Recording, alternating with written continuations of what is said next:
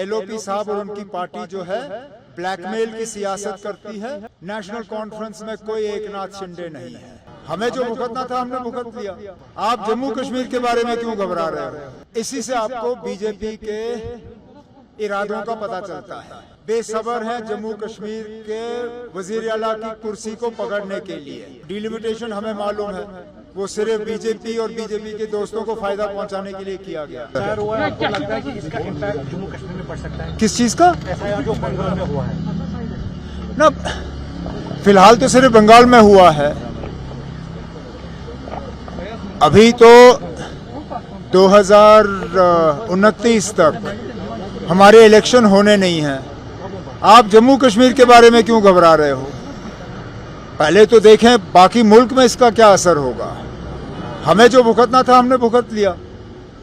हमने इनका डिलिमिटेशन भुगता, और डिलिमिटेशन हमें मालूम है वो सिर्फ बीजेपी और बीजेपी के दोस्तों को फायदा पहुंचाने के लिए किया गया। अब आगे देखते हैं क्या होता है। आज एलओपी साहब ने कहा कि अगर नेशनल कॉन्फ्रेंस ने एक्सपेंशन किया तो शिवसेना जो नेशनल कॉन्फ्रेंस होगी, पार्टी में से ही एकनाथ शिंदे निकलेगा। इसी से आपको बीजेपी के इरादों का पता चलता है। आया राम गया राम।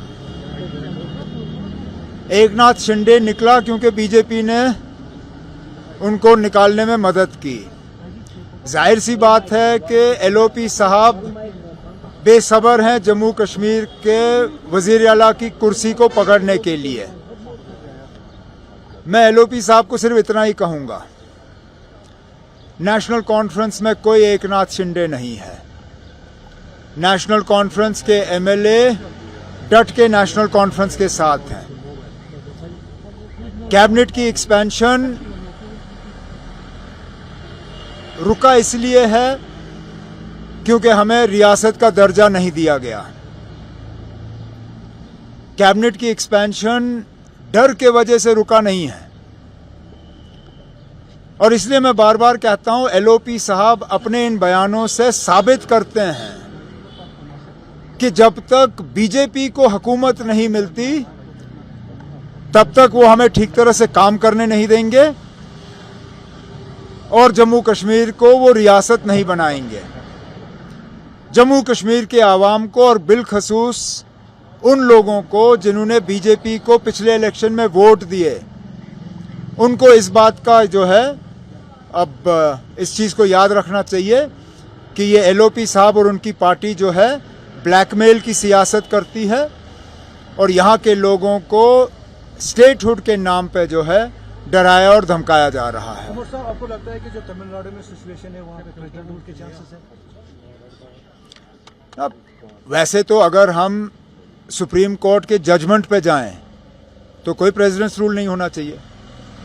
कितने ऐसे केस हैं जिसमें सुप्रीम कोर्ट ने साफ तौर पे ये कहा है कि इलेक्शन के बाद सिंगल लार्जेस्ट पार्टी जो है उनको बुलाया जाना चाहिए और उन्हें मौका दिया जाना चाहिए कि वो असेंबली में जो है अपनी मेजॉरिटी को प्रूव करें। यही हुआ था जब वाजपेयी साहब ने 13 दिन की हुकूमत बनाई। प्रेसिडेंट ऑफ इंडिया ने इंतजार नहीं किया कि पहले आप मुझे नंबर दिखाइए। उस वक्त प्रेसिडेंट ऑफ इंडिया ने उन्हें बुलाया, 13 दिन की हुकूमत आई। जब वाजपेयी साहब के पास नंबर नहीं थे उन्होंने इस्तीफा दिया। आज भी अगर आप सुप्रीम कोर्ट के जजमेंट पे जाएं तो राजभवन या आज लोक भवन है, लोक भवन को इस प्रोसेस को रोकने की कोई मतलब जवाजियत नहीं है। विजय को एक गवर्नमेंट फॉर्म करने की इजाज़त दी जानी चाहिए, उनको उसके बाद मौका दिया जाना चाहिए। असेंबली में वो अपनी मेजॉरिटी प्रूव करे तो रहेंगे, नहीं प्रूव करते तो उनको इस्तीफा देना पड़ेगा।